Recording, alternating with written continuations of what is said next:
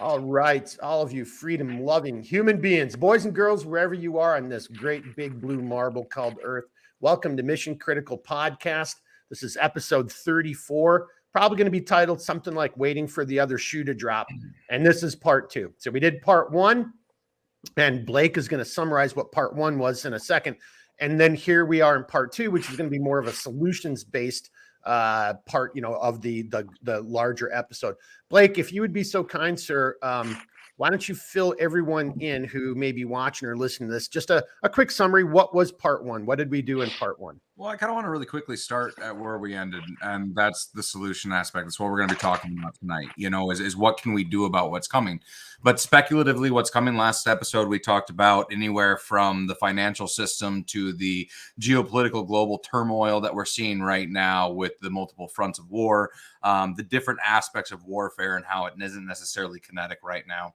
And what we're looking at is, the programming of one's mind, basically the breaking down of society, both on the family side and on the governmental side, the separating of one's community. And, now I think really what we need to kind of dig into is how does one go about not necessarily remedying the situation, but how can we find new life in the rebirth? Because it does seem like a complex situation or system that's starting to break down. So you're muted, Mark. So thank you for that good summary. Hey, Paul, you weren't here for part one. So we want to give you a chance to chime in on what do you think is going, or maybe you'll say you don't think anything's wrong in society at all and everything's going, hunky-dory. It's all, unicorns and rainbows. But, you kind of just heard that's what we focused on for what we all collectively as a group, we all had slightly different takes. But that pretty much summarizes it. And we're not in a really good spot right now and shit's breaking. Doesn't mean we're all going to die tomorrow. That's not what we're saying at all. When the Roman Empire collapsed, it wasn't like everybody, who was part of that empire died. That's not how it happened. And it did so over hundreds of years. Yep. So Paul, let's come over to you because you're now joining us for part two. So do you want to add to that? What do you think is going on? Or what do you think? Is there another shoe about to drop? And if so, what do you think it is? So I do believe, and I apologize if it was covered in the first part, but we look at San Francisco and the cleanup they did with the Chinese visit, and it's you see the streets littered with Chinese flags, not homeless. I had to clean up the homeless. I don't know where they put them, probably in some luxury hotels. So I do believe that this indoctrination is pushing the younger generation to communism. Second, with the TikTok Bin Laden letter release, pushing this on our children. And Mark, that I sent something to you about my opinion on social media. And I'm a tech guy. But this all falls into social media and the way it's being passed on to all of the younger generation. I do believe we can save Gen Z. And when I generalize that way, I'm not saying everybody's bad. And, I'm Gen X and there's bad Gen Xers too. But, so the point is, I think Gen Z sees what's going on. They need our guidance. They need our help. They don't know, what to do. I'm reading articles. Oh, I had my first 9-to-5 job. I didn't realize how hard it was. Like, you kidding me? I work more than 9 to 5. So, we need to help them. And I do believe the shoe to drop is this indoctrination is going to go on overdrive, and we need to halt it immediately the best we can, at least slow it down, and then try and this is not going to happen overnight. There's no way we can fix this overnight, but we can work with some of these folks and help them understand the reality here. They don't have to agree. You don't have to agree with me on everything. That's the other thing. Why do we have to agree with everybody on the same thing? I know, people don't agree with me on everything, and I don't agree, whatever. We do that. But the ultimate goal is liberty and, I don't know, safety and food. So I think that's where we're headed. I think we need to just, work that out and address these things. We cannot let San Francisco get away with what they did. And when I say that, I mean, we need to verbally criticize them, and it needs to be broadcast across every possible media outlet. Unfortunately, and this goes back to social media and why, my opinions on that are there. It's not going to get there. And if you don't watch the right channel, you're not going to see it. You're going to think, okay, well, she is our leader at this point. And I mean, we bow down to the Chinese dictator. Where are we headed with this stuff? That's only one crazy radical city. I get it, but it's one of our, most prestigious cities as far as we're concerned. San Francisco is a beautiful city. It's just been destroyed by the party, which is the Democratic Party at this point. 100%. And I don't understand it. And now they're going, let's clean up all that stuff and bring in the commies. I'm just, so that I think that it's social media. Honestly, that's the next shoe to drop. So that was very a great little point, because I think that really dovetails nicely and goes along with quite nicely as well. What this was really kind of Blake and Blackbeard and Patrick got us going on some Yuri Bezmenov and active measures, but I think that really ties into it, because one of the things that we've all kind of said is social media. And again, and Blackbeard did this really great kind of like argument, Pat or Paul, about the dopamine hits and how this is all being, and we've really created I don't want to call people zombies. I'm obviously being, literal in that sense, but it's, hell, who was it made the comment? Most people haven't even made it this far into the podcast because there wasn't enough already. Right. And there wasn't enough of whether it's distraction or dopamine or whatever it is. And so that's really what we all live for now, is like these little 30-second sound bites and I can't remember if it was Redbeard or Patrick, but just, hey, have a fun exercise this Thanksgiving. Make everybody put away their devices. And I'll just say this, and my kind of final comment, I want to come over to Redbeard real quickly to see if he's got something to add to that, because you kind of missed that little intro part as well. Mm-hmm. I mean, I'll just throw this out to everybody. Blake, of all the people here, and now I don't hang out with Paul and Patrick and, and Blackbeard, Redbeard, we talk enough, but when you think about it, you're one of the only people I know who isn't glued to their freaking device. Whereas almost everybody else of even of our generation, right? Blake's younger than I am, but I know a bunch of people in my generation. I don't know I'm 50s. What am I, whatever stupid gen, whatever I am. I know a ton of people who already, people my age. So I'm kind of arguing with Paul here a little bit. I know a ton of people my age who are glued to those devices. They've already been turned into zombies or vampires by those devices. And I just dealt with one of them today, who you can't even have a conversation with because it's so passive aggressive. And then if you chant like, well, here, are you asking me a question or making a statement? Because that's not how a question goes. The question would be, Mark, are you still taking this medication? As opposed to, turning that into a statement. I'm like, okay, well, you just said I'm not taking that medication. So what? And now you're mad at me because I didn't respond to you, but like you didn't ask a question. You made a statement. And so it's weird. We're entering into a weird era, right? And that, to me, I think everybody's agreeing. The big shoe that's dropping, there's all kinds of little death of a thousand paper cuts, but that freaking social media and how it's being used. And my final comment, then I really will shut up, because I totally forgot about this, and I'm glad, Paul, you brought it up. Xi just visited. Didn't that governor of California didn't he just do a trip over to China just like 2 weeks before Xi came over here to visit in California? So that's like twice now he's been rubbing elbows with, the Winnie the Pooh guy. And speaking of Pooh, he came right out and said, yeah, we definitely cleaned up the streets because of him. And so what? That's what we do. He's a foreign dignitary. Boy, talk about telling the rest of Californians or San Francisco's that you can just go suck it. Like, yeah, we could have cleaned up your streets a long time ago, but you're not important enough. Oh, but this, Winnie the Pooh guy from China, yeah, we'll clean up the streets for him. So it's a cultural humiliation ritual. All right, who wants to? Redbeard, you want to jump in on that, or Paul? Because I kind of took your thing and went a little bit, but I think that's a good place to start. That kind of ties up what we did from episode 1 or part 1, excuse me. And then into, okay, well, what do we do to fix it? Paul, do you want to add to that now that you've heard a little bit more? Yeah, go ahead, Redbeard. Okay. Well, I have something that's mildly departed from this. So if Paul wants to proceed, he's more than welcome to, because I just don't want to veer too far off of this particular subject. I think we can revisit it. Okay. It's fine to I mean, revisit. as long as everybody's good with that. Yeah. Absolutely. I mean, we're looking at So- solutions this time too. Yeah. So it's I'm going to dabble slightly into last podcast in order to bring forth at least a direction, if you will. And Mark, we've talked about this before. Matter of fact, we've talked about this, I think, 2 weeks ago now.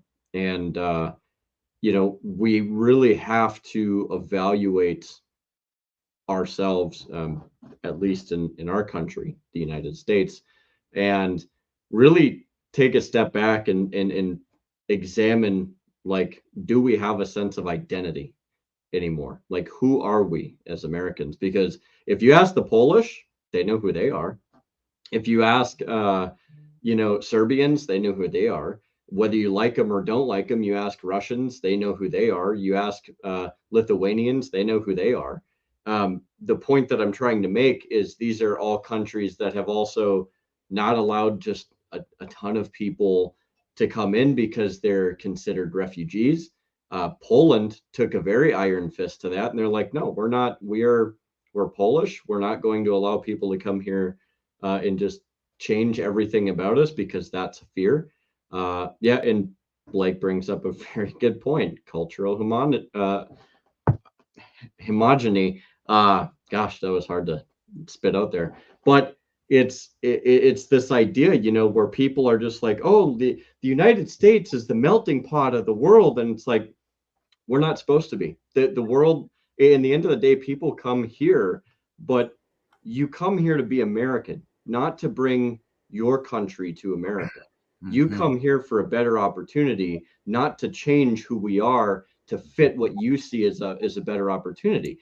The point that I'm trying to make is we do have a very serious problem in the fact that we don't know what our identity is anymore. We've become totally departed from who we are as Americans.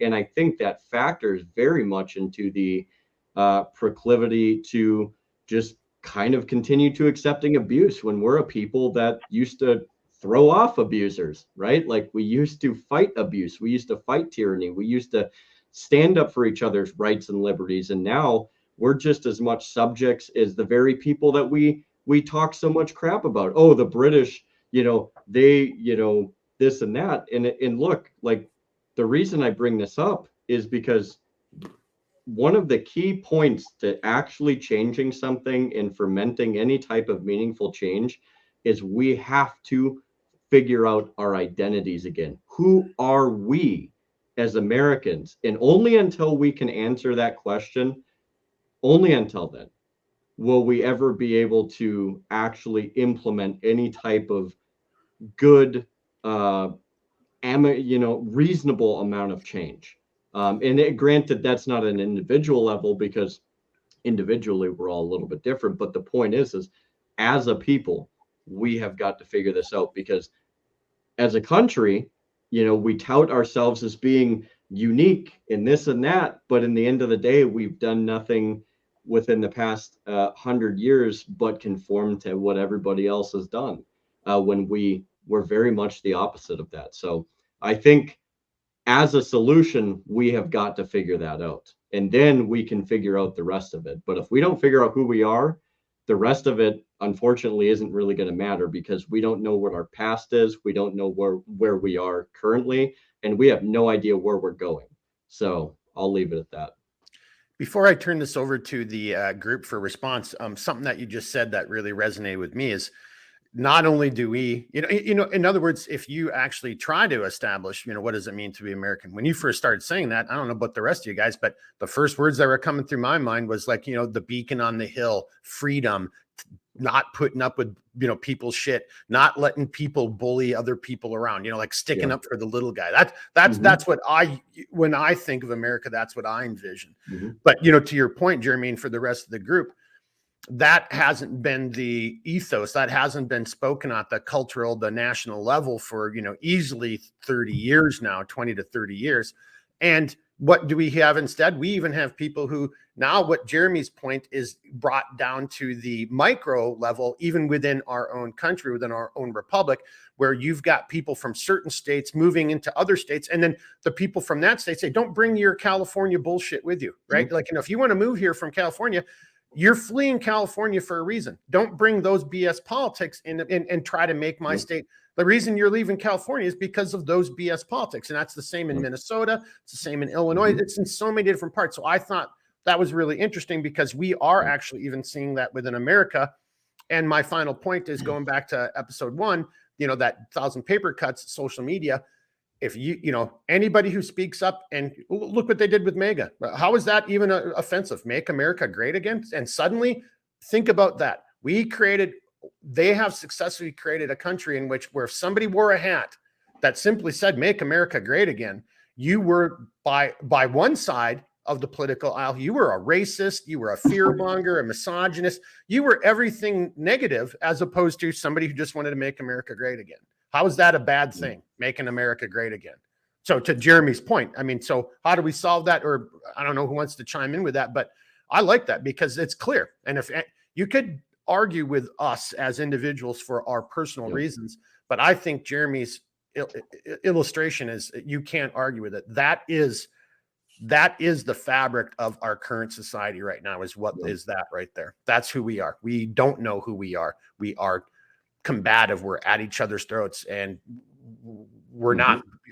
You can't just simply have an argument. Oh, okay, Blake, I think that's a stupid idea, but you want to fix the problem just like I do. So let's try to figure out a better way of doing it. Now you can't even do that anymore. Now it's like, if I don't agree with Blake, he, runs me over with a car or some shit. Blake, don't run me over with a car. I'll do it too. I will. I'll hit you so hard. Hey, maybe that'll help my back. All right. All right. So I think, Redbeard kind of pushed us down that road. I added a little bit to it. Who wants to chime in there? All right. Again, how do we solve this problem then? Well, what are our solution-based responses to this? Blackbeard? All right. What do you got, Blackbeard? Can you hear me okay? We got you. Yes, sir. Okay. So one of the things that I think is pertinent to understand is that there is, as part of this occulted religion, which I believe is administering this planet, the desire to establish a universal system of governance.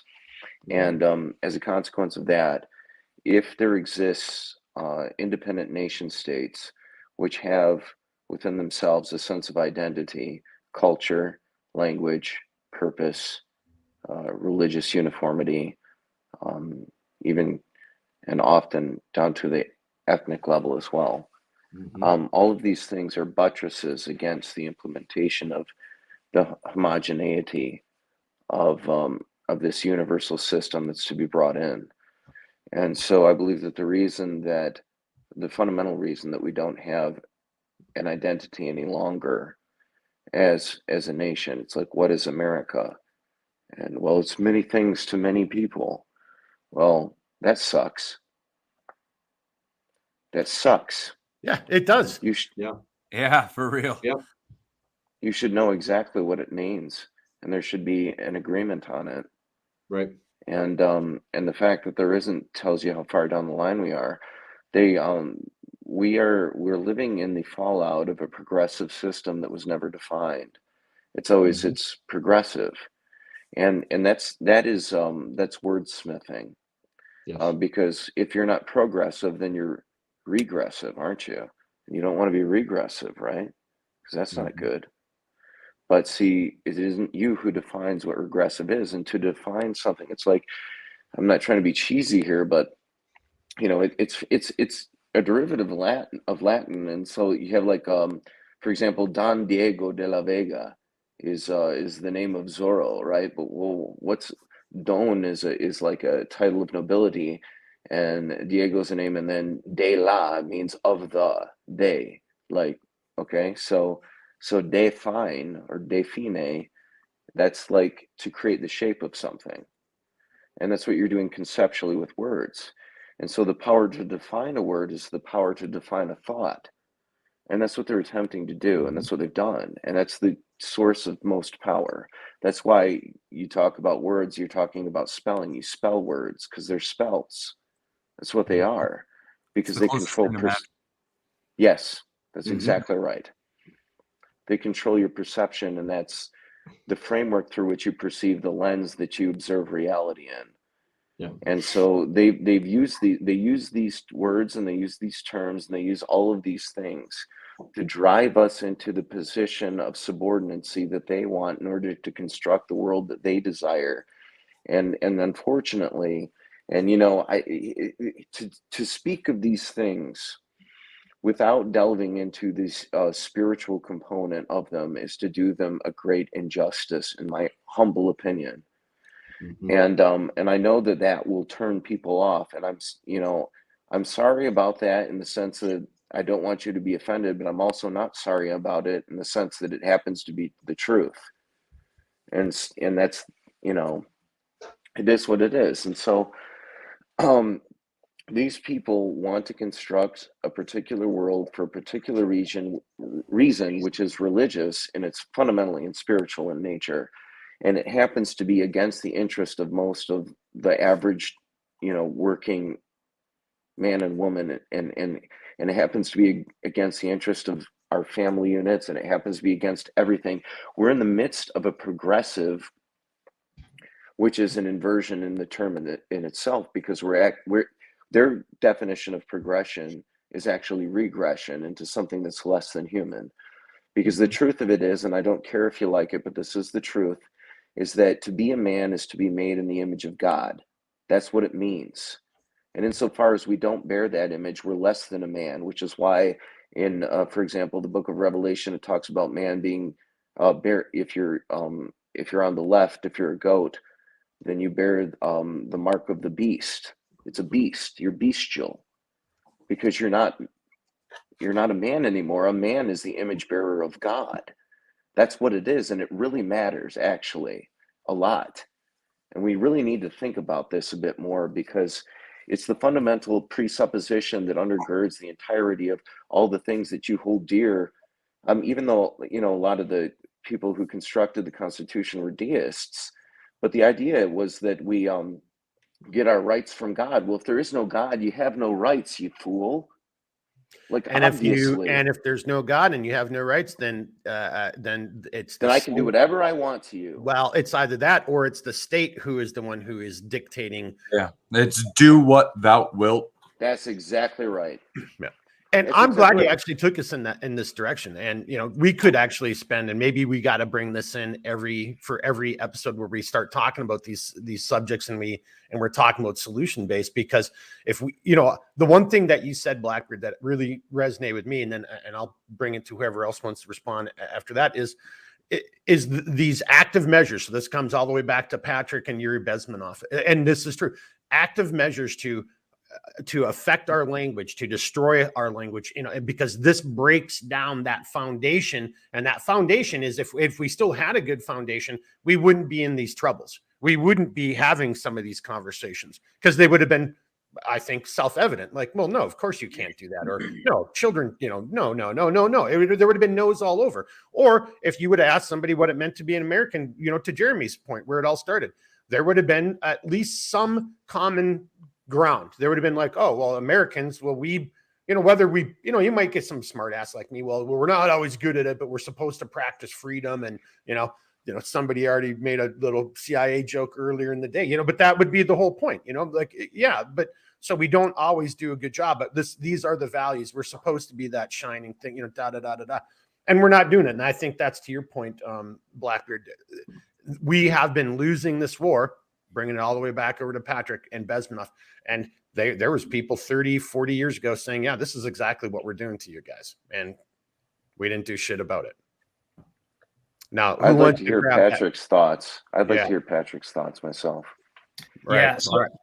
So we've kind of already touched on a couple of these things, and I think we might have talked about it in a previous podcast. But me being a military guy, I like to put things in a framework that it allows me to remember a lot of things when I use acronyms. But the acronym we used before is called DIME, And dime is the different echelons or parts of national strength that every nation has, right?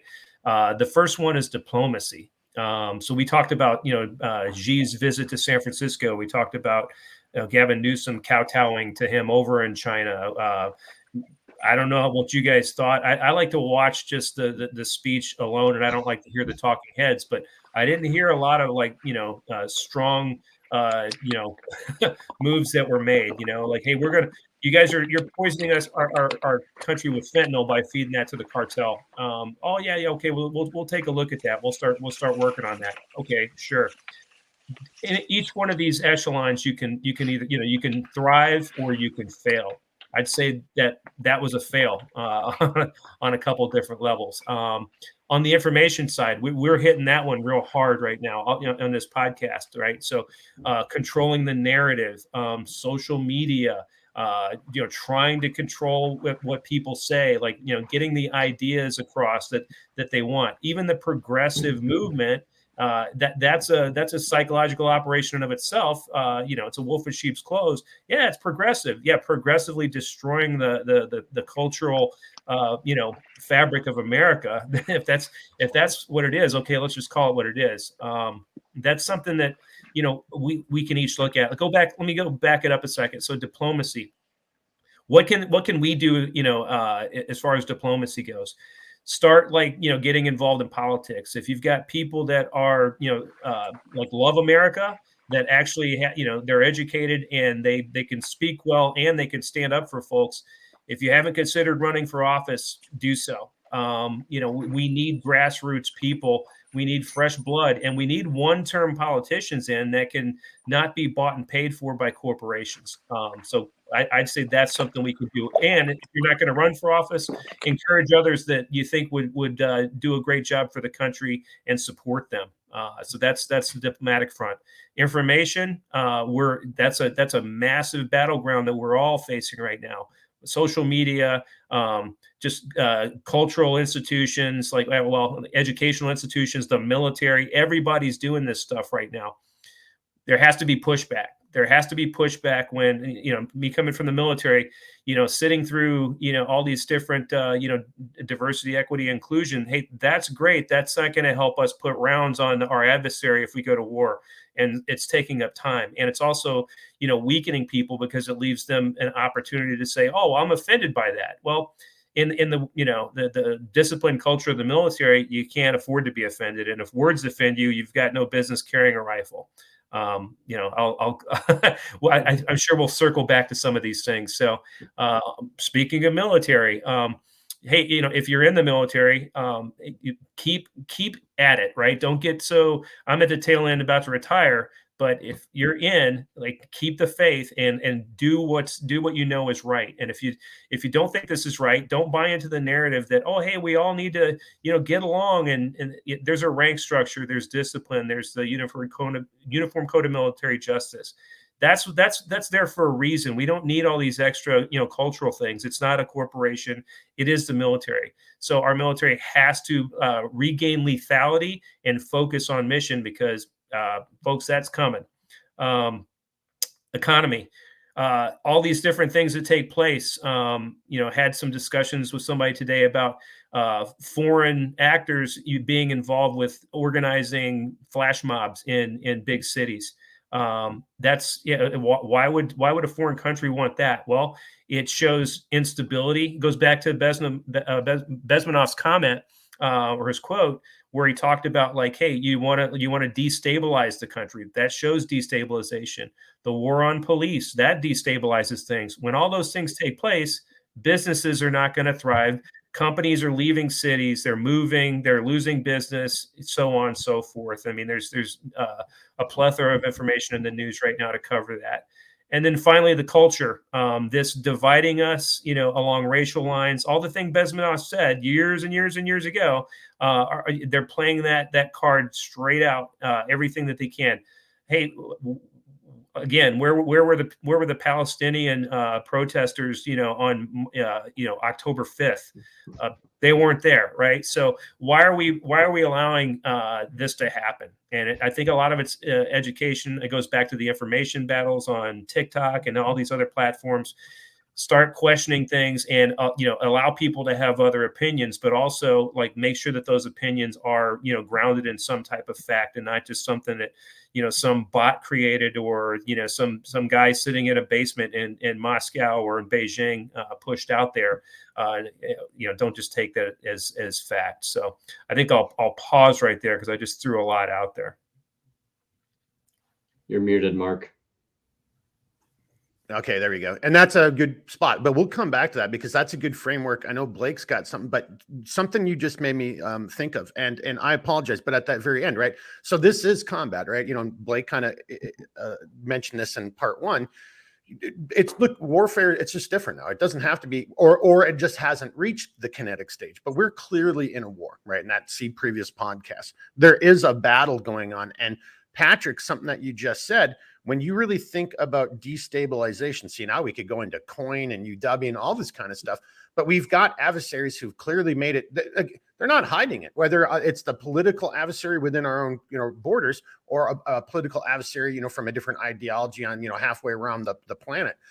Well, why are we even, trying to go toe to toe with those people? But if that really is a threat, then why are we allowing that threat to take root, to have property or way stations or police stations or buying, property near our military or our sensitive facilities? Do you kind of see where I'm going? Like, so into your whole dime, I mean, both on diplomacy, military, and economically, and information, it makes no sense whatsoever. Yet here we are as, Blackbeard and Paul and everybody's kind of mentioned, we got Gavin Newsom, going over there hobnobbing, and then, and then we're bringing Xi over here. Like, I just don't even understand it. It makes absolutely no sense. And then the final point, I just want to throw in there and everybody else chime in.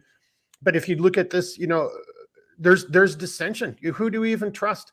Can you even trust any government entity right now? Like, if the CDC comes out and tells you something, are you going to trust it? Law enforcement. Look at all the why can't I think of those? The auditor videos. Why are those popular? Because we've got some serious problems within our law enforcement in America.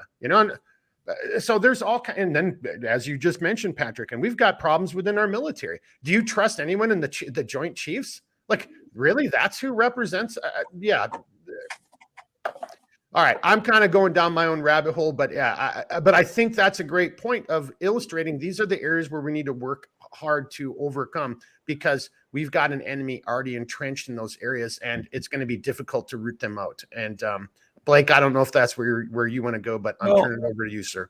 Sure. So, a little bit of that. So we definitely live, like we talked about, in a time where there obviously is controlling interest groups that have a plan. There's no question about this. They have a desired outcome that they're trying to manipulate into an existence.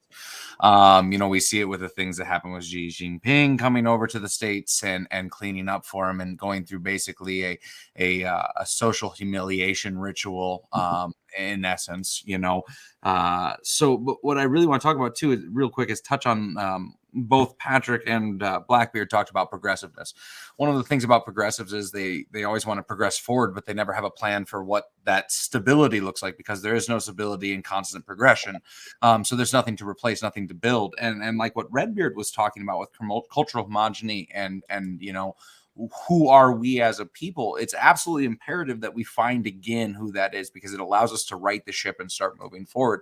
But then the question is, because that's kind of that 10,000 foot view, is how do we go back to who we are as Americans? And I think what really comes down to is we need to think on the national level, but we need to operate on the community level. I live in a very small town that's only about 950 people. A lot of people know each other.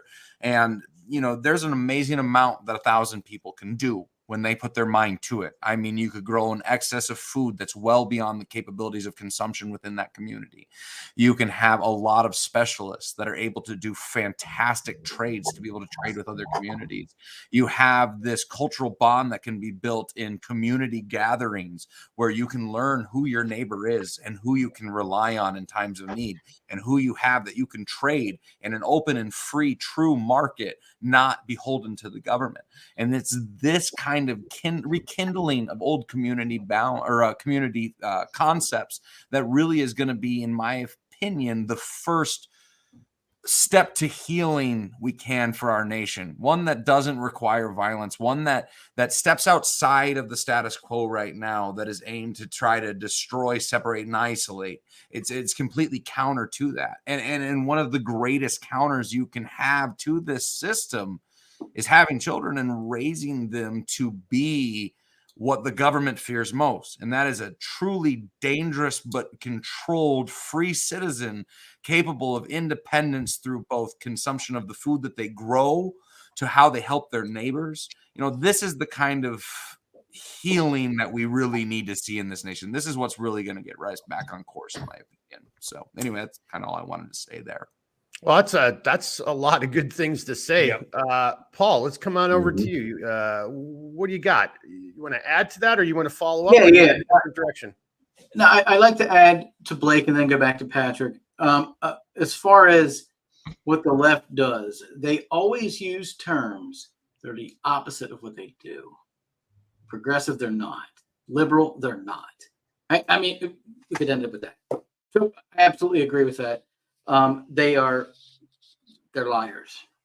As far as dime goes, I think when it comes to diplomacy, we're making all the wrong decisions. It's obvious from the Afghanistan withdrawal, and now we're talking about joining all these other wars. We left all that equipment there. We gave it to terrorists, and now we're going to have to buy more equipment, which then goes, to the debate as to why the Republicans are not necessarily being honest with us. Information, we need to cut off the head of the snake, and that is social media.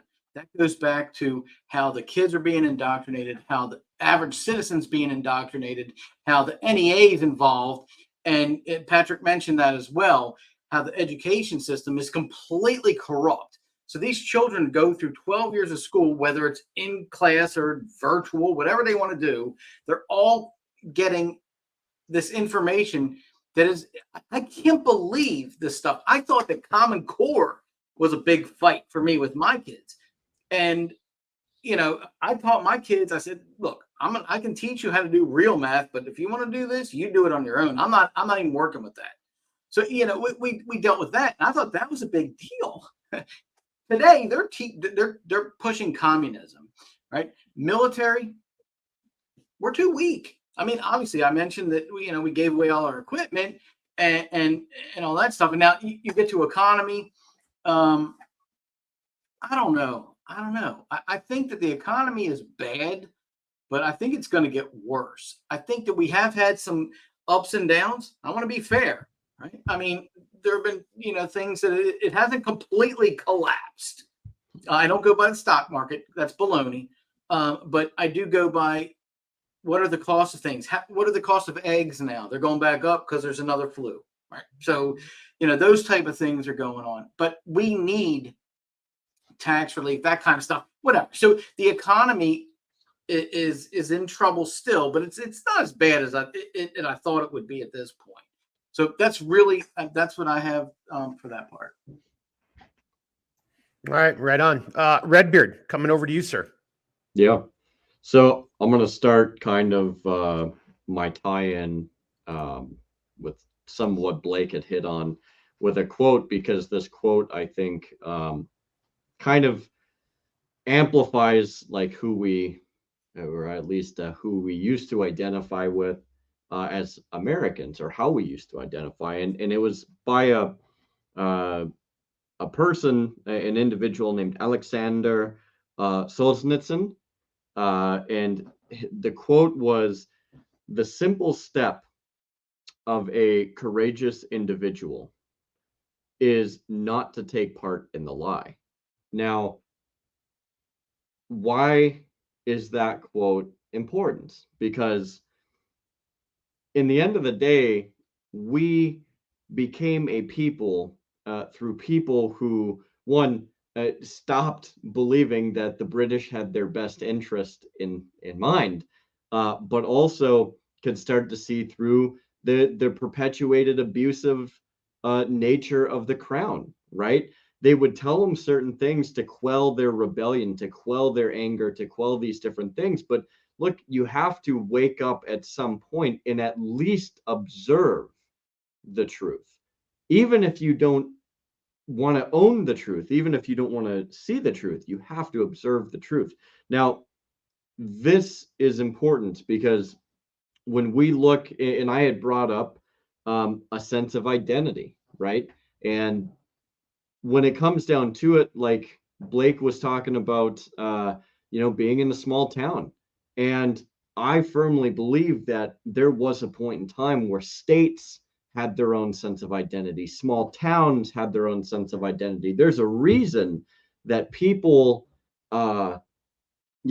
people within a certain town made a name for themselves as a people of that town because of their graciousness or their ability to help or their innovation or the people that came from there, whether it was fantastic singers or whatever the case might be. Like, they had a sense of identity, and it was an American identity to not believe the lie. And I believe that sense of identity of not believing the lie was also by way extended to these small towns, especially even today. You see that in small towns very much, to where they care about each other, but they don't necessarily buy the lie that's perpetuated by Washington. We still see a remnant of this sense of identity.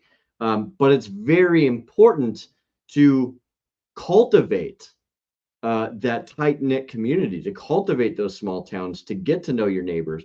Me and Blake have mentioned this on previous podcasts, as has just about everybody here, if I remember correctly. But we do have to cultivate a oneness when it comes to our neighbors and who we are. I firmly believe that when our founders founded this country, it was no mistake that they had intended our states to be sovereign entities. That's how we were designed. There's a method and a rhyme and a reason to all of this. And it's okay to be proud from where you come from.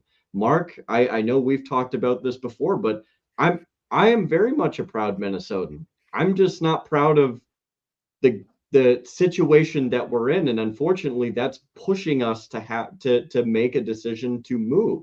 And eventually, who knows? I may be a proud Wyomingite or whatever you want to call it. And wherever you go, Mark, it's okay to be proud of where you come from and proud of where you're going. But in the end of the day, we have to cultivate this sense of community. Like, that is the way forward. You can't, like, there is no other way. There is no other way. But we have to be. Yeah, it is the way. Like, that's exactly it. And again, it all starts with that simple step of courage of don't take part in the lie. And the lie's looking at you in the face and expects you to perpetuate this abusive relationship. We've been here before as Americans. We don't need to perpetuate this any longer, because our founders certainly didn't.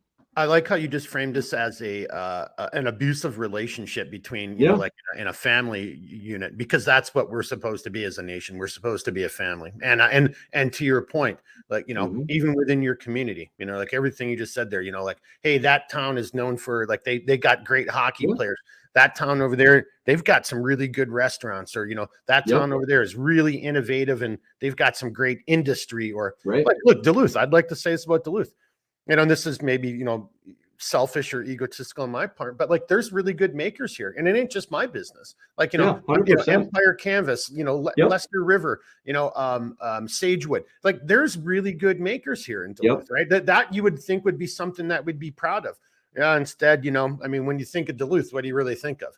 It ain't any of that stuff because we don't even, Right. no one in the news or the media even gives a shit because we're not, a big name company, or we're not like, the right political affiliation or some crap like that. So kind of turn it, what you were saying there, Redbeard, but turn it over to other people. And I kind of want to hear from the guys here who have kids who've grown up.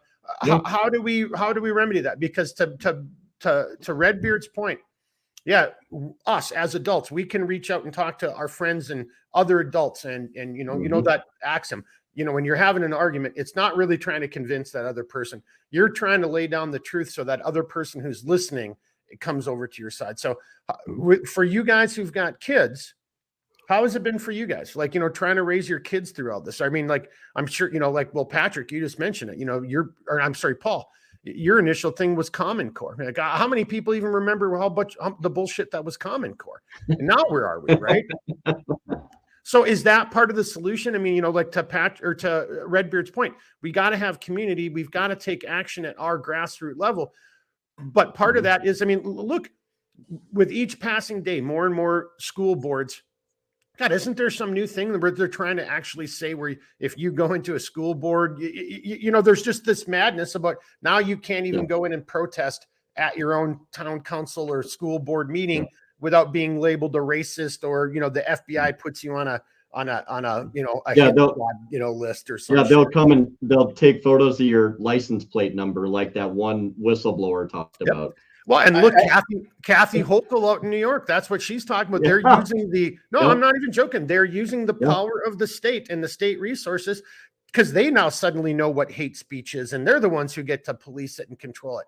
So for the guys, again, Patrick and Paul, who've had kids, have you guys seen that? Is that another area where we need to be invested? We need to be focused on trying to at least staunch the bleeding, or is it too late there, guys? Patrick, Paul, anyone want to jump in? I mean, go ahead. Go okay, Patrick. So I'll take it. Yeah, so my wife's a teacher, and so I'm more than familiar with Common Core and what that was about. There's been certain school administrators where she works that have tried to push some of the more progressive, topics down, and she's at an elementary school. The one thing that I've learned through all this stuff, and this goes back to like what we can do, is if the parents do show up at the meetings and they are vocal and they refute everything that's being pushed there, and they make the scene, you bring the media in, you have to like put something on the line. And if you're not going to put it on the line for your kids, what are you going to put it on the line for? So those PTA meetings, those have some gravitas, and it gets things done, because the wrong attention gets on these school administrators and they move on, and they don't want that because it's a bureaucracy like anything else. So yeah, I'd say not only stay in the fight, don't be afraid of the FBI. Don't be afraid of like some state official. Hey, you know what? Who cares, right? It comes down to, are you threatened or are you challenged, right? If you're threatened, you're not going to do anything because you don't feel that you have any options.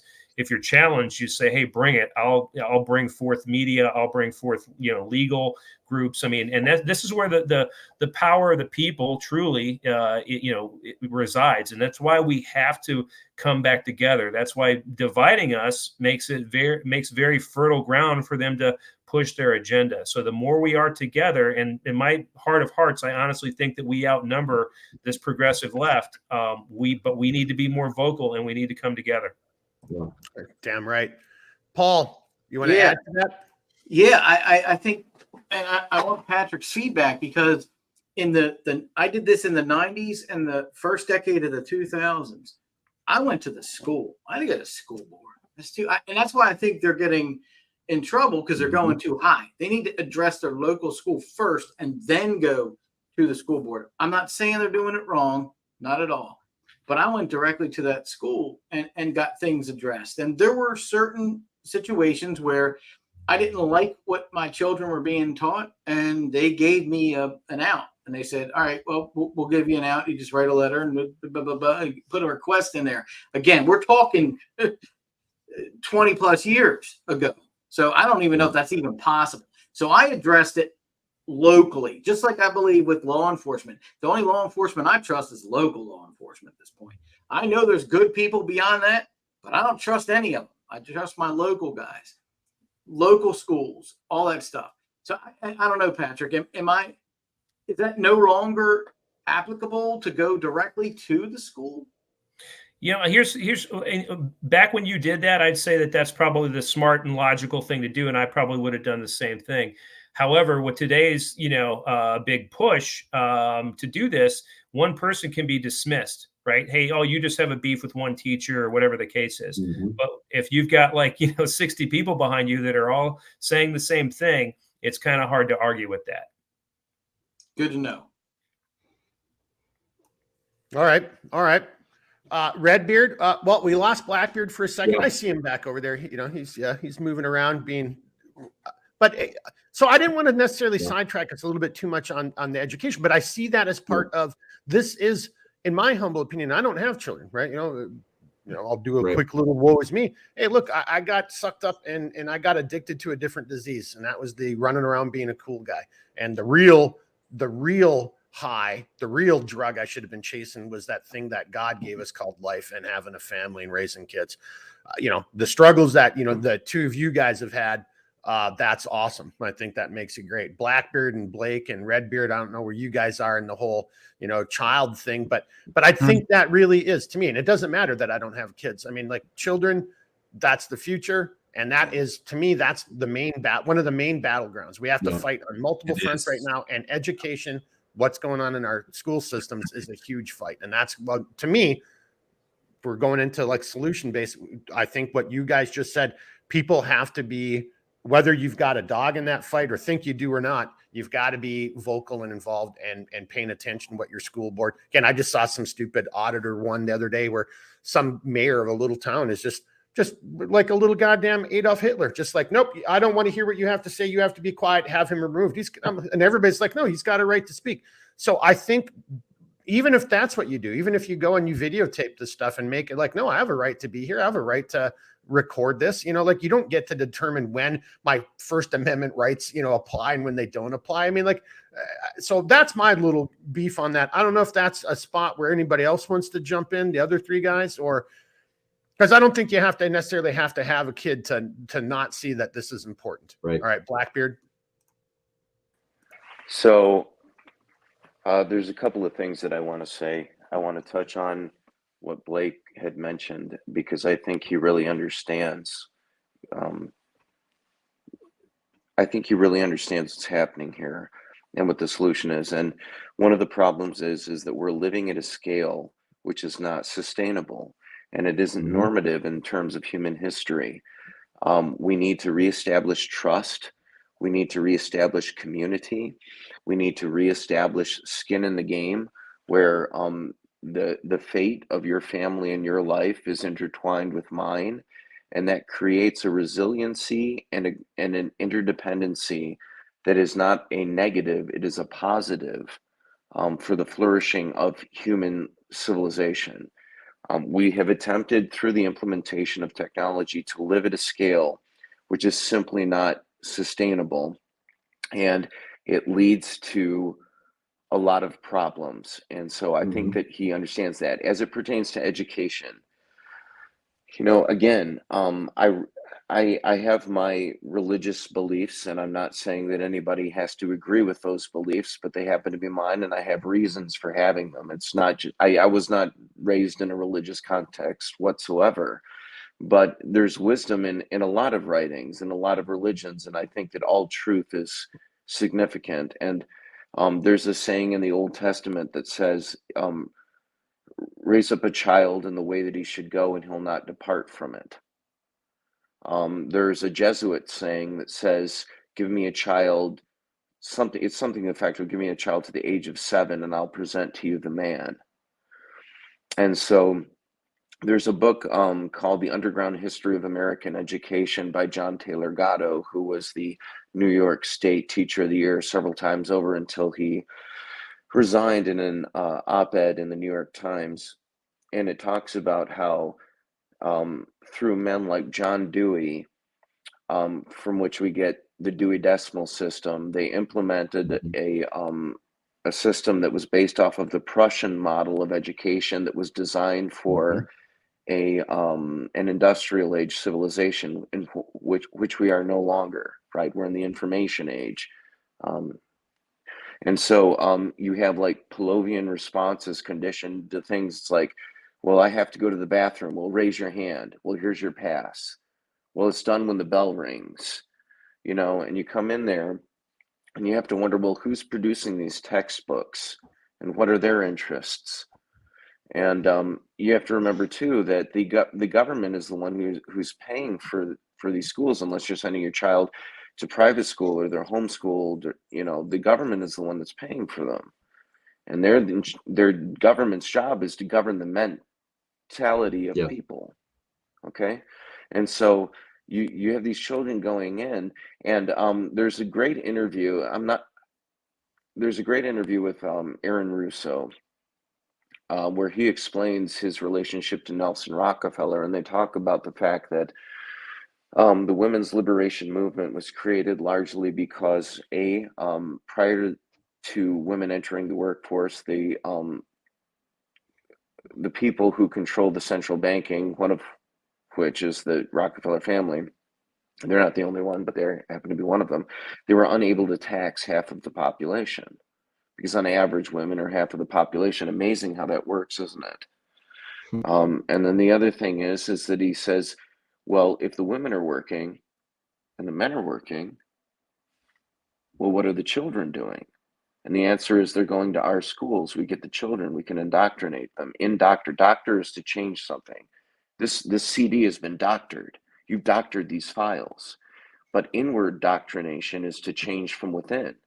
And that's what happens when you go to these governmentality schools that are funded and specifically designed to create the kind of citizen. And I believe it was Aldous Huxley wrote about this specifically. He said, through indoctrination, or I'm gonna butcher this quote, but through diet, injections, and injunctions. So diet is the adulteration of our food. Through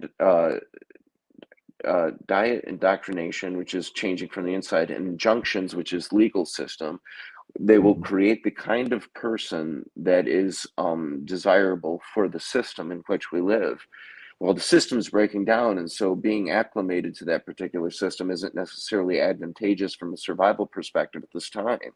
I mean, it still is now, but it's the top that is spinning is beginning to wobble, and I think we all recognize that, and that's why the topic of this particular discussion is the other shoe dropping. So I'm not trying to get too in depth on all these things, except to say that, you know, these things, you know, if you're playing part of this has to do with your perspective on time. Okay, it's easy for us to sit here as Gen X and millennials and whatever and pontificate on where we are and where we're going, but in the meantime, the enemy that we're fighting is looking at they're playing the long game, and they've been playing the long game, and that's why they're kicking our butt, is because they know what the Jesuits said is true.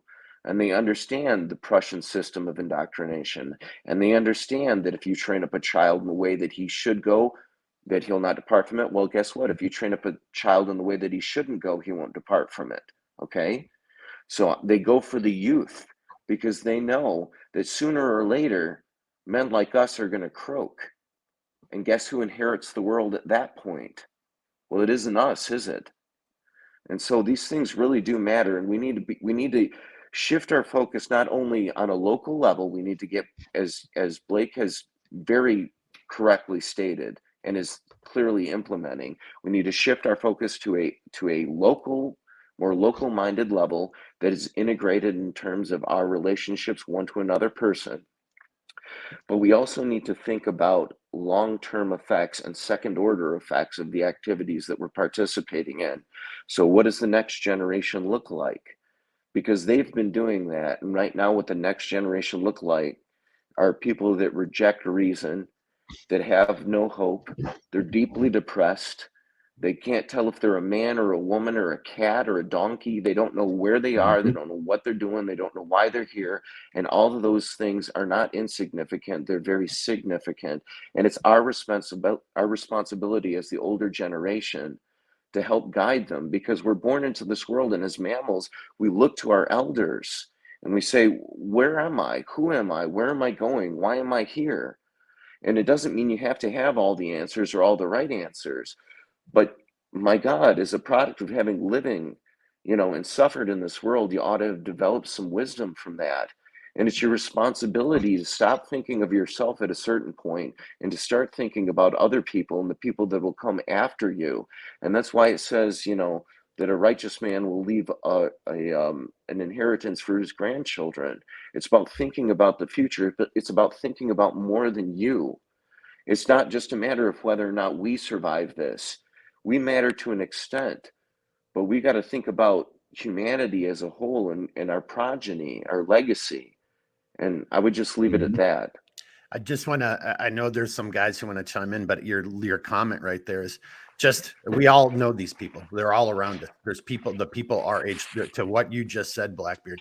How many adults do you know that are just the most selfish? I mean, so this indoctrination, these things that have been taking place, these methods that you said, that evil has also taken root in people of our generation, right? Of our mindset. There's so many people who are of that age where you would think that this isn't foreign, what you're talking about, that this should resonate to some extent. But everybody, younger generations and, even my age are just incredibly selfish, self-centered, unable to actually empathize. And I mean empathize with somebody else, to put themselves in someone else's shoes. It's all about me. IGM. I got mine, baby. IGM. So Paul, I know you've got some comments, and I know Redbeard. Well, shit, I bet everybody does. But Paul, I think you chimed in first. So what do you got, sir? No, Redbeard first. Okay, Redbeard. Okay, gotcha. So I had actually brought this up earlier in our little sidebar chat, and I think Blake said something about this, but as somebody who has actually taken the time to read the Bible, because it's part of the faith that I'm involved in, right? As a Christian and more specifically as a Catholic, I took it upon myself to actually figure out what the heck this is all about. And in there, God explains where the position of man is, and you'll see where I'm going with this. What is the position of man? Well, the position of man is above that of the animals. We have dominion over the animals of this land and the animals of the sea and so on. We sit above the animals. That is our position.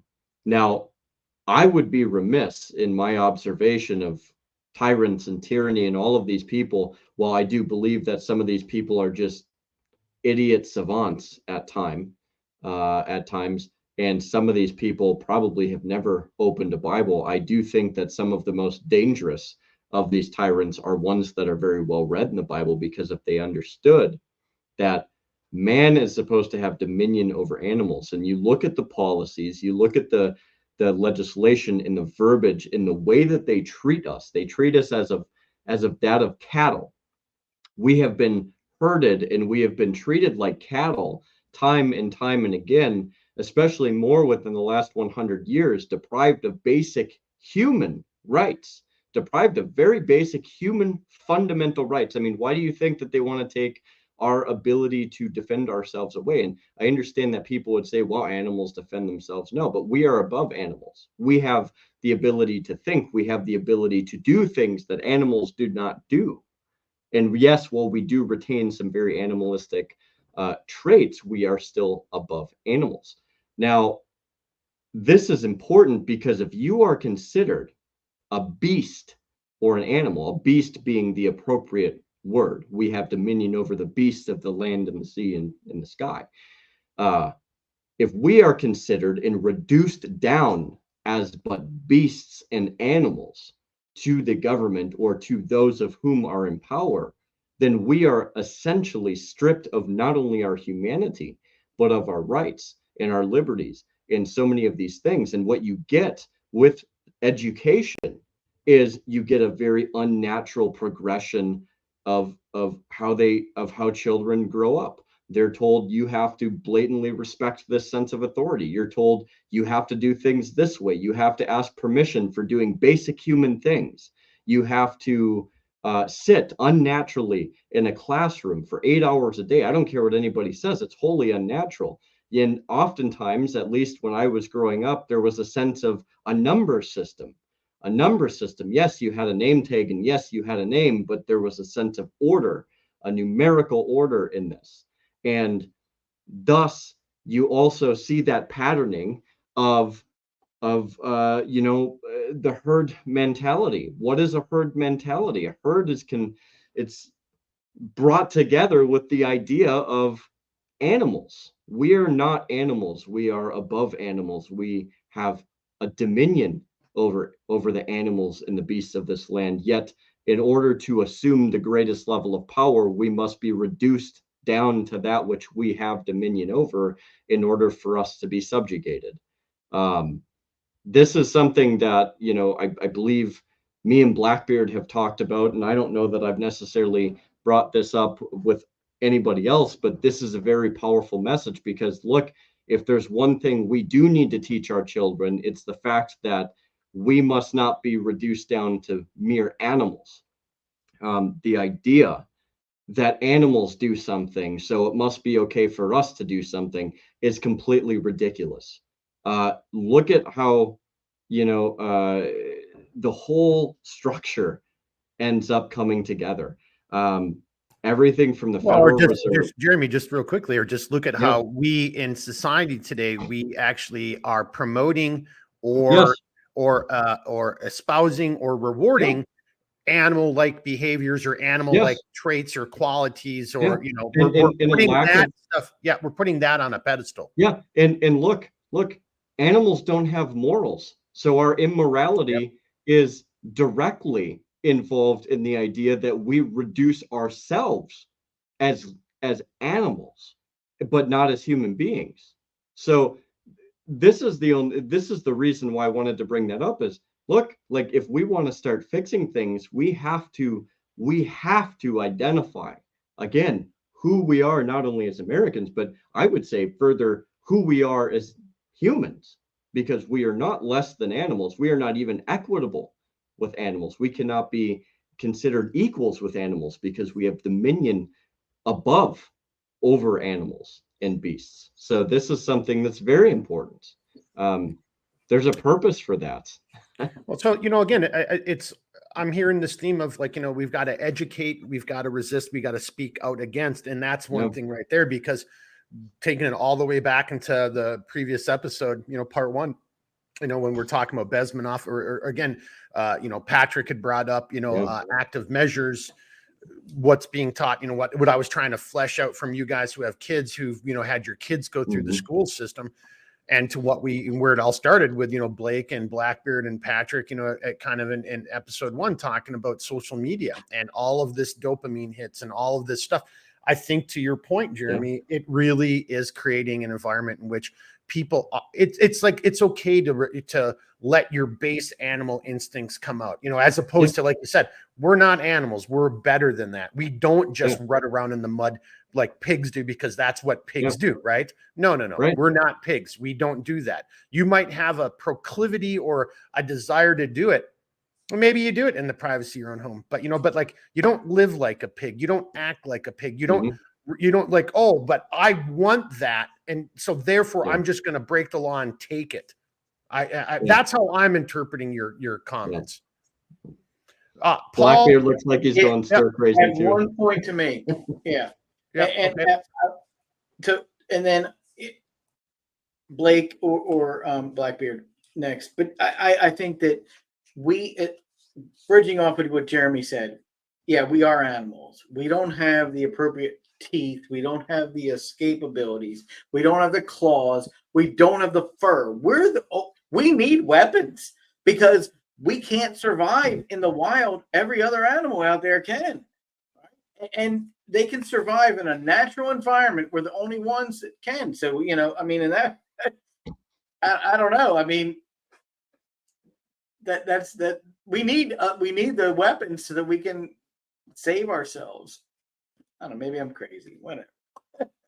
Well, you might be crazy, but I think to the point of that is, but I don't think that is contrary or contradicting anything that anyone's brought up. It's like, no, we, again, we have dominion, but only because of our intelligence and our opposable thumbs that allows us to create tools. I mean, there's some animals in the animal kingdom that use tools. I mean, there's even one or two fish that use tools, but we create tools. Like, animals using tools are, I'm grabbing a rock and I'm breaking some. We actually can take the rock. Well, we have to do that's what I'm saying. This goes, so I don't think that's contrary to what Redbeard was saying. I think that further proves the point. But yes, we have to do this stuff. Exactly.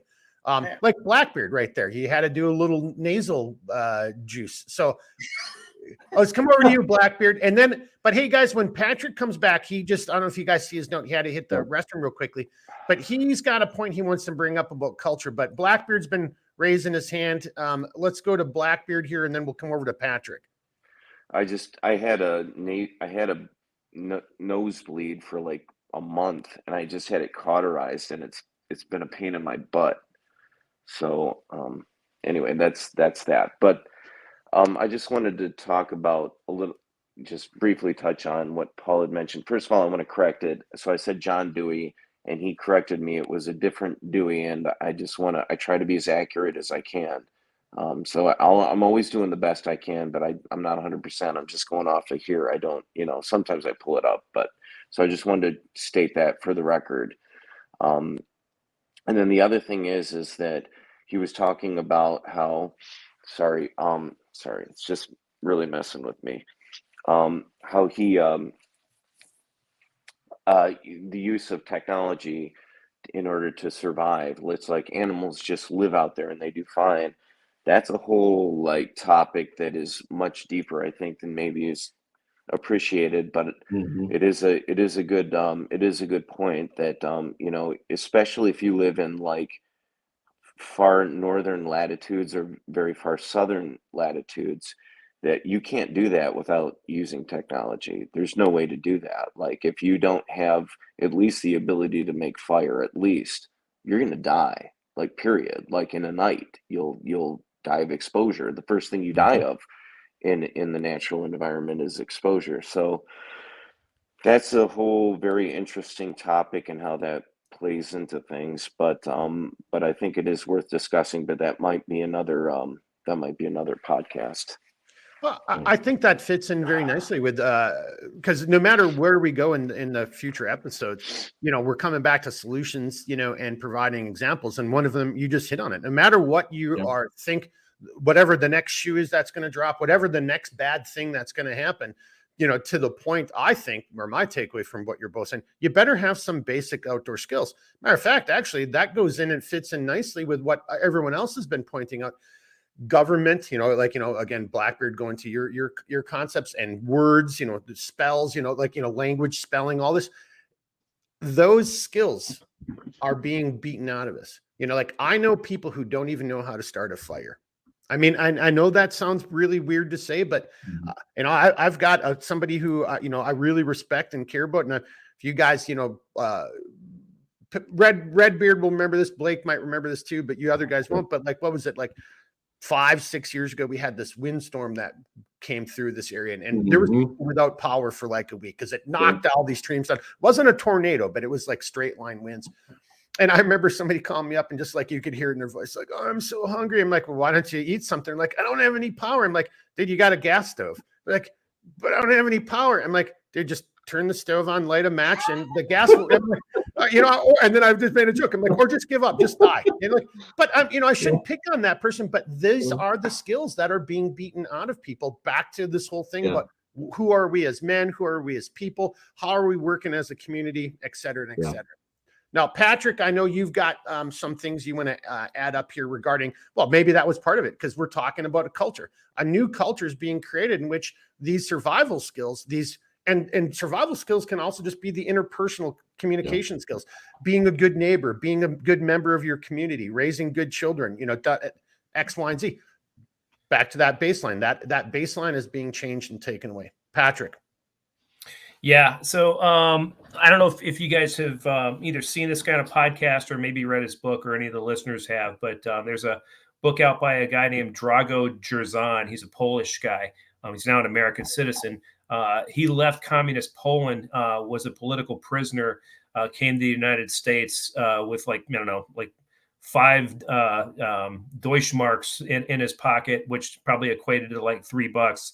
And ended up joining the military, and then became a Navy SEAL, and had a really, really good career. Well, nonetheless, I think it's really good to look at people like him, who have lived in societies that have been government controlled like that, and to hear what these great ideas of socialism and progressive movements can lead to, right? Because ultimately somebody's going to be in charge. They sell the rainbow and unicorn, Shangri-La version to everybody. Oh, everybody's going to be equal and be just, and yeah, that's just not reality. Okay, that's something to think about.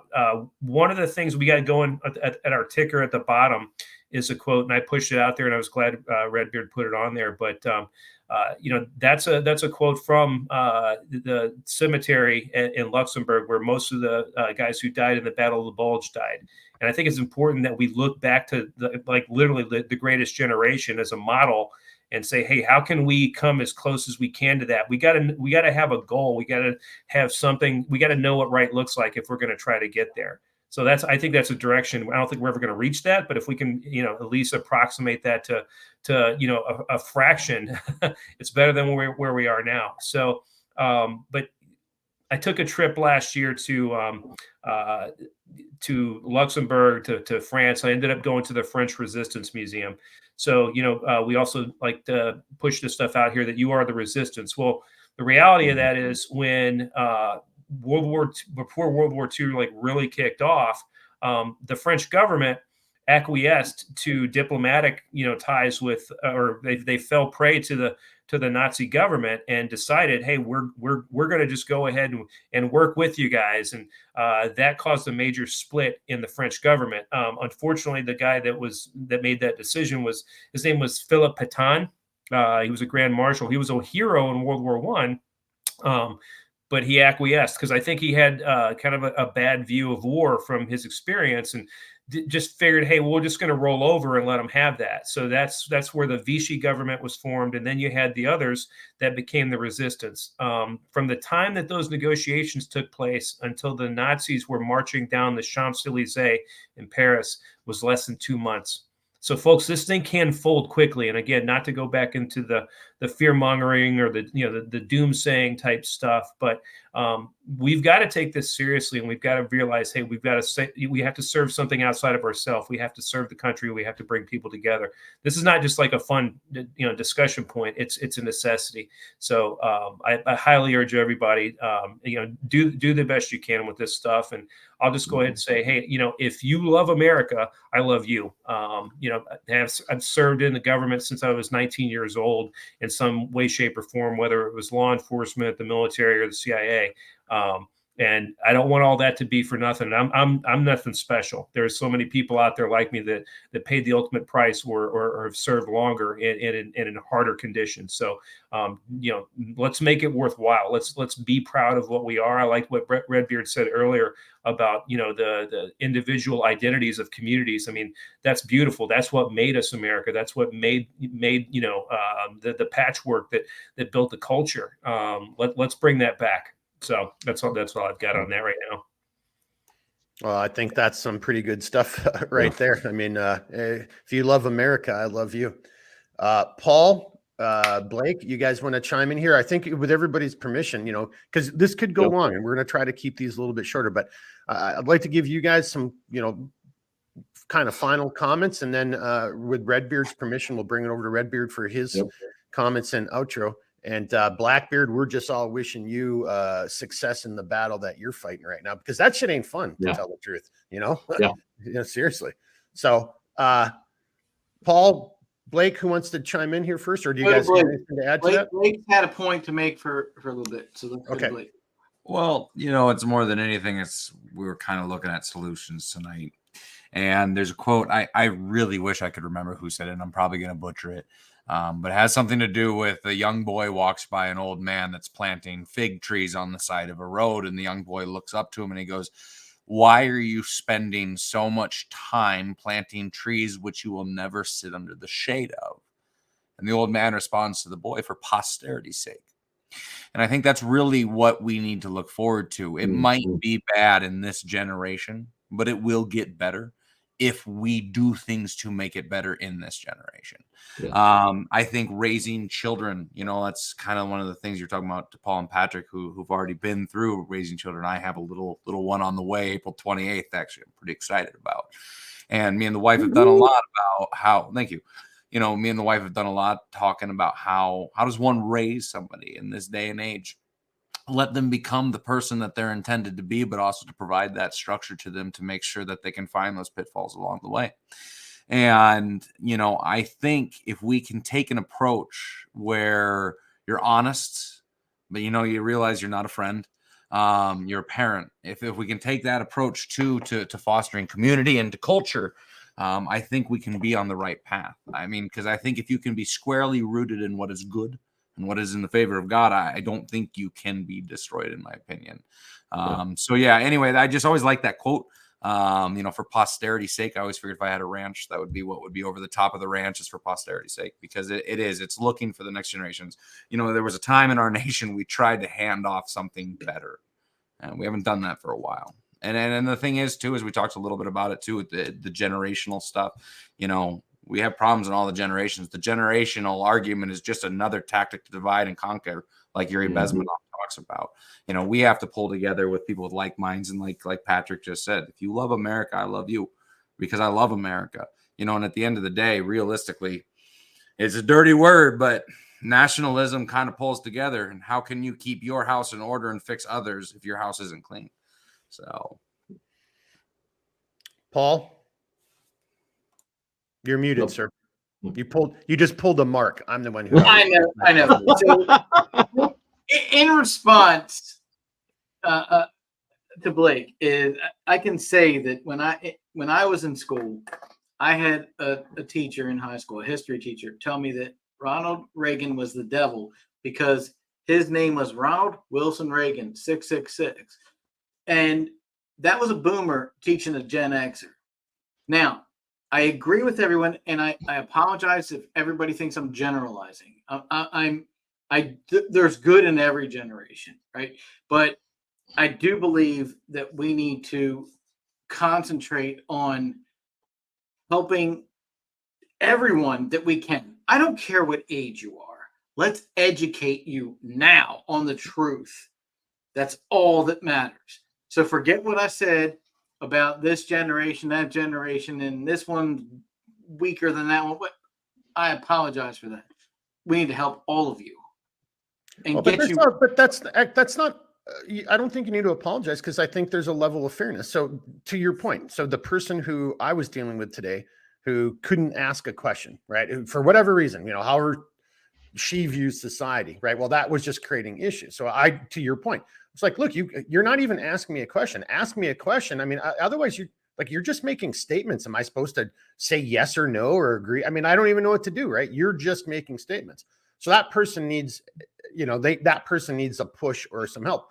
But to your point, and this is where I'm going to kind of disagree with you, just like, criminals, right? There's recidivism. There's some people you just can't save. Right. So, I would just throw that out there. Like in this fight we're in right now, there are some people who are, no matter what you do, you can bring them to water all day long. They're just never going to drink, no matter what, somebody help me out. What's that term I'm looking for? That cognitive dissonance, right? Is so water, but you can't. Right. But it's so strong within those people that no matter what proof you show them, and matter of fact, whoever brought up Yuri Bezmenov, high five, because I think he even mentions this.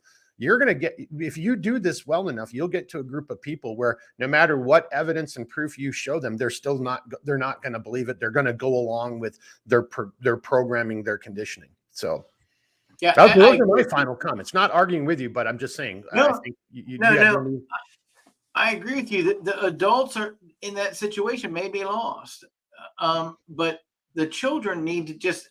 And I'm not trying to encourage indoctrination of children. I'm just saying I want to give them the truth. And as it's been mentioned in the by others, the NEA. I mean, the whole education system's a mess. So they're teaching them stuff that is completely anti-American. When is the last civics class? I had civics classes. My kids never went through them. Do they even have? Oh, social studies. Civics was dead. They went to social studies, and now social studies is dying. I had social studies plus civics. Yeah, it's a different class. So it's those type of things. What I'm saying is, let's not give up on our children. The adults, like you said, Mark, I think there are some that they're just long gone. You're never convinced them to change your mind. They're an all or nothing. And unfortunately, it is the right and the left. They're both all or nothing.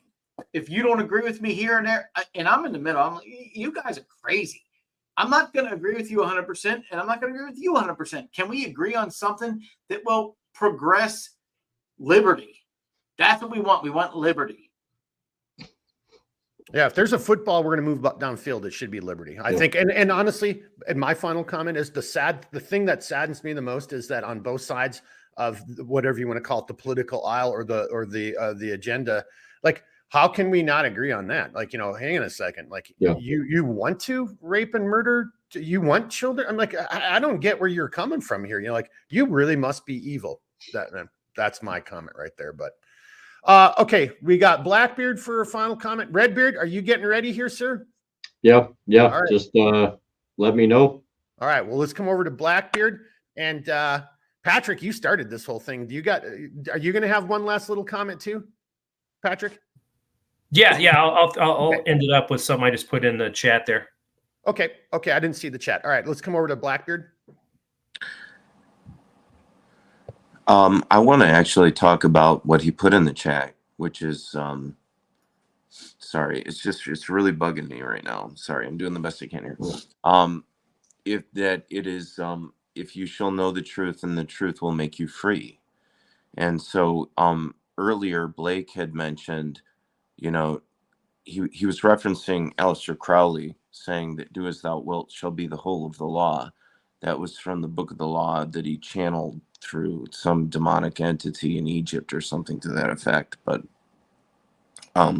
so it raises the question, though, well, what is freedom? Because, from the perspective of Satanists, the devil is the great liberator, because it was God who imposed the moral law upon man, and it was Satan who set us free from that moral law. But I would just submit to you that whether you take that in an archetypical sense, or whether you believe that it is literally true, or perhaps both, or maybe you disagree with it altogether, but I don't think you should, and here's why.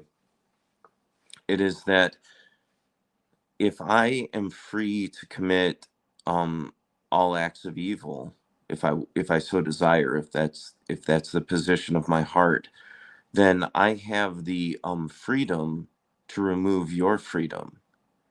And so the irony is that freedom, as we, I think of it, if I may be so bold to speak for everybody, which I could be wrong, but that freedom only exists in the presence of the moral law. It only exists when that's why, for example, it says in the New Testament that there is no law against love, for example. And love is really the exaltation of another person above our own interests. For God so loved the world that he gave his son. So, well, why would you do that? Well, because you're more important than I am, is what he's saying. And you're like, well, I would die for my child. Well, why? Well, because you're saying that your child's more important than you are, right? Obviously. So it is ironic, but true, in my humble opinion, that it's only in the presence of a moral law which constrains our behavior that we can actually find true freedom. I know that sounds like a contradiction, but that's the truth. Yeah. And I think that's something, if people are, watching, listening, paying attention, go down your own rabbit hole, start going down and reading, and and again, just to what Blackbeard was saying, I know we've reference, or I've referenced it a couple times. Blake, I think, did here tonight too. Heinlein, Starship Troopers. That point you just made in a very simplistic manner, Heinlein makes that point in Starship Troopers, right? Which, again, most people wouldn't even think you would have that type of, in-depth, theological or philosophical type of, writing in a science fiction book. But that's it. But I would just challenge everybody to go down that path that Blackbeard just pointed us down, and look into philosophy. And there's some really, really kick-ass people who've written and spoken about that dichotomy that Blackbeard just brought up. But it is the truth. I mean, it's like, so to me, it isn't, well, that just kind of doesn't make sense. No, it makes all the sense in the world. And I think it's a really interesting thread to pull on. And once you go down it, I think you'd be pretty happy that you did. If I can just real quick, Mark, that's also one of the points that I was trying to also convey about man having dominion over beasts, because beasts do not recognize morality. Man does. So we bestowed, God had bestowed the sense of morality, yet many other things upon man, that we have these principles as Christians, to guide us. We have these tenets, we have these things that show us how to do this, and that, like Blackbeard just said, like, it's almost a beautiful irony, really. So no, that's a great one. A beautiful irony. I like that. Patrick, I think you've got something to add into here. And then Paul, do you got anything more, sir? Paul? No, I'm done. Okay. Patrick and Blake. All right, let's go to Patrick. I think Blake is kind of done. Yeah, and then we'll come back over to you, Redbeard. So yeah, I mean, I think that's, I don't want to get too far, because that's a pretty great spot right there. But let's give Patrick his due here, because he kind of started us and put it down this path, because it was his comment to begin with, and the truth shall make you free. All right, Patrick. All right. Hey, great. So just to wrap up things, right? So I push that out there because, number one, it's for anybody who's either seen movies or actually been in the building of the old headquarters building at CIA headquarters, it's prominently placed in there. And, it's one of those things that, like, you take it to heart, right? Like, that's what our job was about, or supposed to be about, is like actually finding the truth and having the courage to report the truth, not some narrative or, what somebody else thought. And I always found that to be empowering. Well, in today's society, what we're facing today, with the information warfare and everything else, like, we've got to be able to call truth, right? All this, like, mislabeling things and coming up with excuses and justifications for why one group does something to another, or, the lack of individual responsibility. We've got to be brutally honest if we're ever going to hope to reach some level of normalcy again. That also goes in with us, building community together. I think there's so many people out there. I can tell you that tonight it felt great. A lot of what the other speakers tonight said resonated very heavily with me. So I know that we're a small little group, but I know that there's so many people out there like that. So that's empowering. The last thing I'll end with is I'll just say it again, and I think maybe it should kind of become a catchphrase. But if you love America and you want to see America thrive, I love you. And we've literally got to, that should replace "Make America Great Again."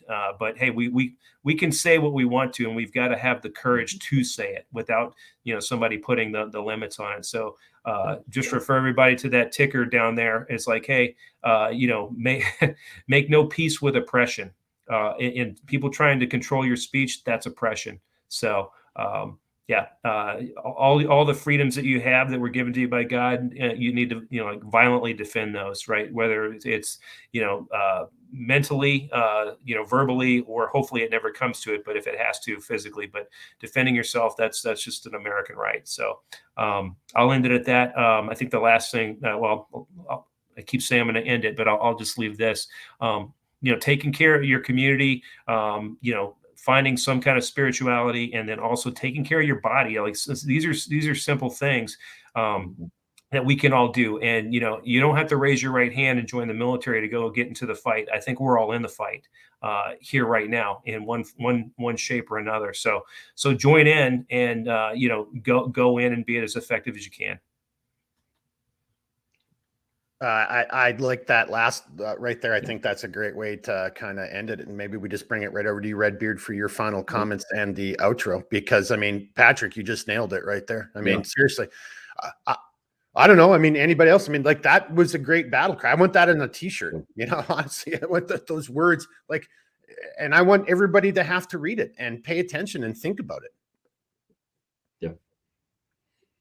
I got nothing else, fellas. I think just like anything, it's always great to be hanging out with everybody. It's always great to hear what, you guys, just to echo what Patrick just said. It always challenges and gives a different perspective, and we don't always have to agree. And that goes into what Paul said. Remember those days? Hell, I used to love it when here would be some liberal, talking bad, but why are we in the Gulf? Why are we, in Iraq? I still wanted to hear that person's perspective, because maybe they knew something I didn't know. Maybe they were right. And, now you kind of look back, and when you're older and wiser, and you're like, shit, I should have listened to that guy, or why, boy. Anyway, anybody want to add to that? Paul's laughing for some reason. I don't know why. No, I agree with you 100%. And I love what you just said. And I also think that, Patrick, that's your saying, and I'm on board. I wrote it down. If you love America, I love you. That is it. Right on. All right, maybe that's a new t-shirt. Anybody else? Any other final comments before we turn it over to that guy over there, Redbeard? Anybody? Good? Nothing? Blackbeard? Okay, what do you got, sir? I would just say, and I'm obviously biased because I am an American, right? But why wouldn't you love America? It's the place that allows the pursuit of truth. It's the place where it's where we don't have to necessarily agree, but the reason that we don't agree is because we just don't know everything. We're always in the process of discovery, and people have problems, and I'm not trying to jump on I'm not trying to jump on anybody's case here. I'm just saying that what you think matters actually matters. So it's not just that even if you're like, well, what you think matters doesn't matter. It matters insofar as it guides your actions. And America allowed for things like freedom of speech and expression and religion and freedom in that sense. And the reason that it's important is because it's actually coming from a place of humility. It's saying that I don't happen to know everything, and I recognize that. And it's only in the presence of freedom that this discovery is possible. Because if I've already decided that it's all known, well, then there's nowhere to go from there. There's nowhere to know. There's no discovery to be made. And so I would just say, I think that loving at least the idea of what America was supposed to be, because I think we're very divergent from it at this time. I think that it's a very net positive thing, because I think it's fundamentally humble. And I think that being humble is a lot better than thinking that you know everything, because Paul corrected me earlier on something that I'd had wrong, and I'm not I'm not an authority. Truly, I'm not an authority on anything. Where authority comes from the author of life. Okay, authority comes from the author of life. Well, there's only one authority on that. You know, one of the things that you just mentioned that was kind of interesting, though, is like the other thing that makes America great, and then we should start kind of wrapping it up, but is you do make mistakes, and there's other people who get their opinions, and they get to present their arguments, and they get to present their case, whether that's in a scientific or educational or in a court of law, you know, or just in life in general, you know, from all aspects of it. If we don't have that, and if that doesn't exist, then the Kathy Hochul's of the world just get to tell you what she wants you to do. And that's not who America, but that is who I think, honestly, who we've become. And that's where a group of people want us, the road they want us to go down. And that, to me, is, again, going back to we've got to come up with solutions. Well, we've got to fight against that. And that means we have to be well-spoken. We have to speak out. We can't put up with the bullshit. We can't just like let somebody get away with, you know, like saying that, you know, a 6-year-old kid gets to make decisions about its genitalia. Like, that's just fucking retarded, right? You know, and we all know it is. So why are we going along with it? You know, because if you're going to be an adult and argue with me that child then that child should be able to tell you what you can and cannot do with your life. Mm-hmm. That child should be able to cast a vote. That child should be able to join the military or drive a car, or drink a beer, because we all know it's ridiculous. So I like that, because if we get to the point where those ridiculous people start telling us what we can and cannot say, or what we can and cannot believe, then we're in real big trouble. And I think that, to me, is the other, I guess I'm wrapping up my thought. That is the other big shoe that's about to drop, is we see it happening all around us.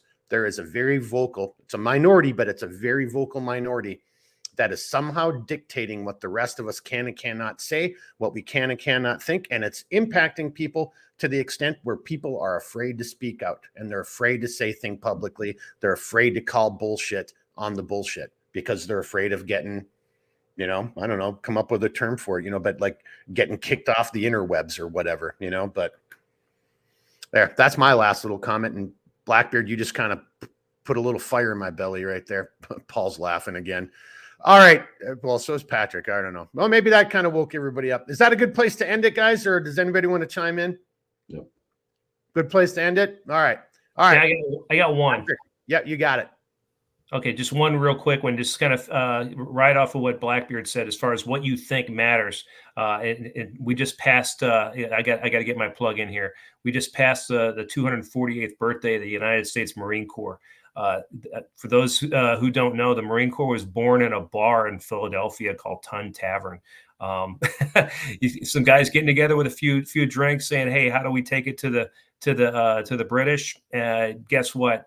A couple of thoughts led to the the formation of one of the history's most fearsome fighting forces. So your thoughts matter.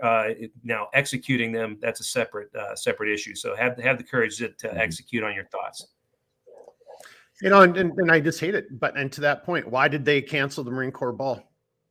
That makes absolutely no sense. But I think that goes into this whole overarching conversation. Points have been brought up by a lot of very intelligent people. There's obviously a war going on, and there's attacking values, attacking our language. You know, Redbeard or Blackbeard did a great job breaking down, that linguistics behind it. But there it is. Patrick's right. One of the most well-known, highly feared, lethal fighting forces in the history of the world, just born in a bar for no reason whatsoever, just had its main, ball shut down. I mean, Patrick, has that ever even happened before in the history of the Marines? Not that I know of. And I don't know, the one in DC, that, what that was about, but, rest assured, everyone else, yours truly celebrated. So, That's I know a bunch that culture will never die, and I hope that the regular American society can adopt some of that.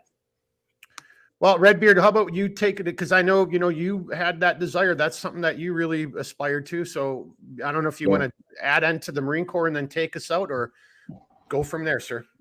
Yeah. So most people don't realize, but ever since I was a wee lad, that was a huge ambition of mine.